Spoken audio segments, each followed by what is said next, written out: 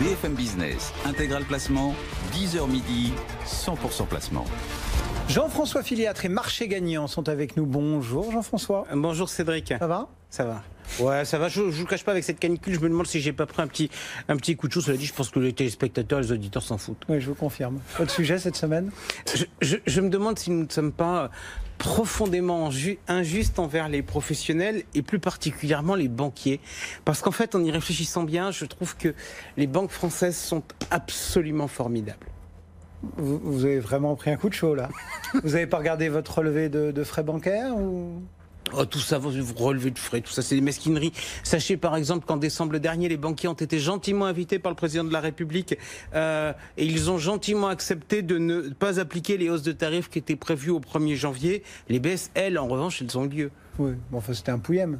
Ouais, l'Observatoire des tarifs bancaires, qui relève du comité consultatif des services financiers, avait fait une étude en début d'année en comparant les tarifs au 31 décembre et au 5 janvier. Et bien sur les 14 lignes étudiées, il y en avait 7 qui avaient vu des tarifs stables et 7 qui avaient vu leurs tarifs baisser, avec des ampleurs plus ou moins importantes. Par exemple, vous avez la carte bancaire internationale à débit différé qui avait baissé de 1,09%, tandis que l'abonnement permettant de gérer ses comptes sur Internet avait chuté de presque 17%. L'abonnement, il y a des banques qui font encore payer pour regarder ses comptes sur Internet ? Mais les banques françaises sont formidables, Cédric.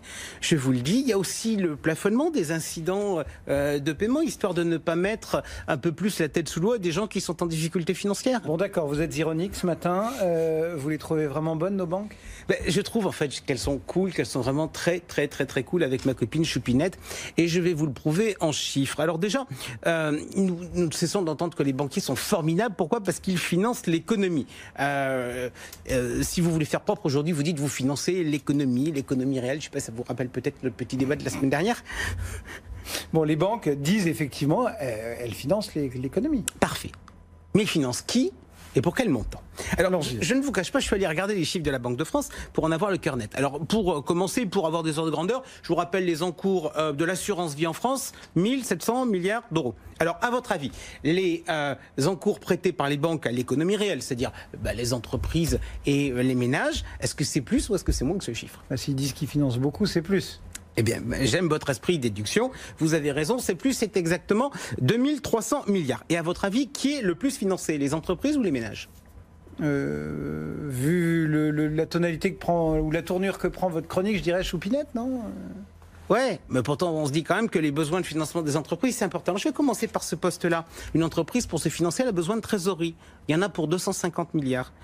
Et puis aussi, une entreprise, il faut qu'elle investisse pour acheter des machines, puis par exemple aussi pour acheter son immobilier pour se loger. Eh bien, cette fois-ci, il y en a pour 740 milliards. Alors, faites le compte. Hop, je rajoute les deux, ça fait à peu près 1000 milliards. Qu'est-ce que vous avez raison, il finance Choupinette. Exactement. Et on finance Choupinette pour faire quoi ? Eh bien, pour payer des dépenses courantes. Alors, les crédits à la consommation, ça représente 200 milliards. Et puis, il y a le crédit immobilier avec plus de 1000 milliards. Rendez-vous compte, quand les banquiers nous disent qu'ils financent l'économie avec le crédit, ils financent avant tout l'achat d'un logement par Choupinette. Qui l'eût cru ? Choupinette est mieux traité qu'hier sur le sujet ? Je veux mon neveu, et c'est pas moi qui le dis, c'est la Banque de France qui nous dit que les critères d'octroi des crédits immobiliers ont retrouvé leur niveau de 2007-2008.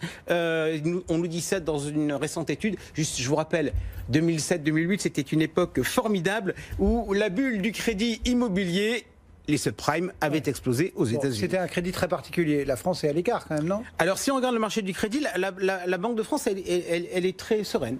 Alors, selon elle, les caractéristiques structurelles du marché français limitent le risque. Déjà, pourquoi ? Parce que 98,5% des prêts se sont faits en 2018 à taux fixe. Donc, on ne court pas le risque de voir les ménages étranglés en cas d'une remontée des taux. Bon, je passe sur le fait que la Banque de France ne se pose pas la question de savoir si une remontée des taux pourra avoir un impact sur la ressource des banques. Ça, elle s'en fout. Mais en tout cas, taux fixe, ça rassure la Banque de France. Deuxième chose qui rassure la Banque de France, 97% des prêts ont une protection de type garantie qui permet de limiter le risque des banques en cas de faillite de l'emprunteur, enfin de difficulté de l'emprunteur. C'est la preuve que le système marche bien. Savez-vous, Cédric, quelle est la sinistralité pour les banques sur le... La sinistralité, c'est quand il y en a qui ne payent pas ? Ouais, voilà, grosso modo. Eh bien, les taux des encours douteux se limite à 1,3% en 2018. Il est en recul de 13 points de base par rapport à 2017.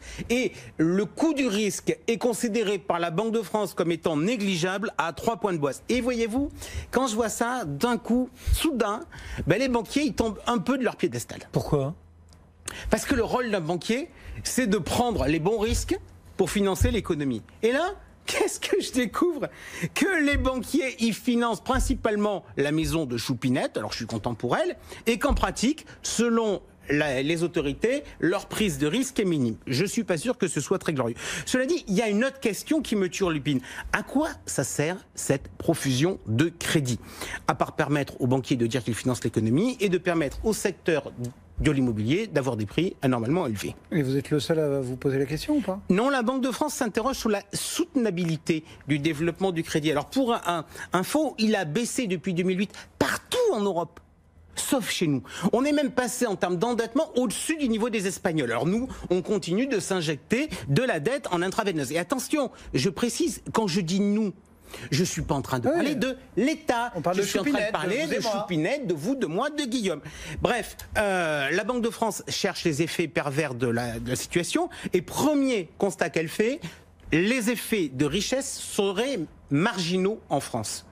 Ce qui nous différencie des Américains. Très important. Différence majeure. Pourquoi? Parce que les Américains, ils refinancent leur consommation sur la valorisation de leur immobilier. Donc plus leur immobilier va coûter cher, plus ils vont pouvoir consommer. Je ne débat pas sur l'approche individuelle, mais d'un point de vue macroéconomique, ça contribue de faire tourner la machine. Tel n'est pas le cas en France. La Banque de France le concède. La consommation serait peu sensible à la hausse ou à la baisse des patrimoines. Donc pas d'effet de prix lié à l'ampleur du crédit.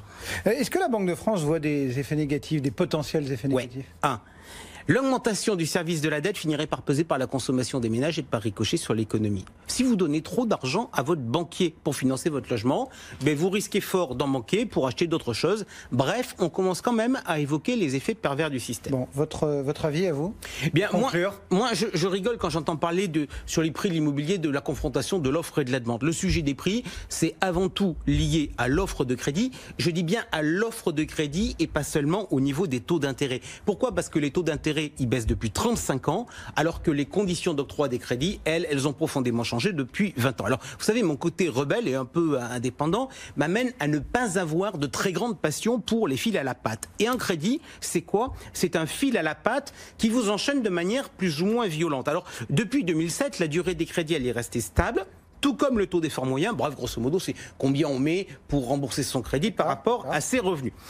Donc, à court terme, la situation, elle est aussi indolore qu'auparavant. Sauf que les financements sont devenus plus favorables, avec une baisse de l'apport personnel, et in fine, le taux d'endettement des ménages s'est fortement accru. Aujourd'hui, le niveau moyen des crédits correspond à 5 années de revenus. C'est près de 50% de plus qu'en 2003. Alors, je vois bien la collusion entre Choupinette et son banquier.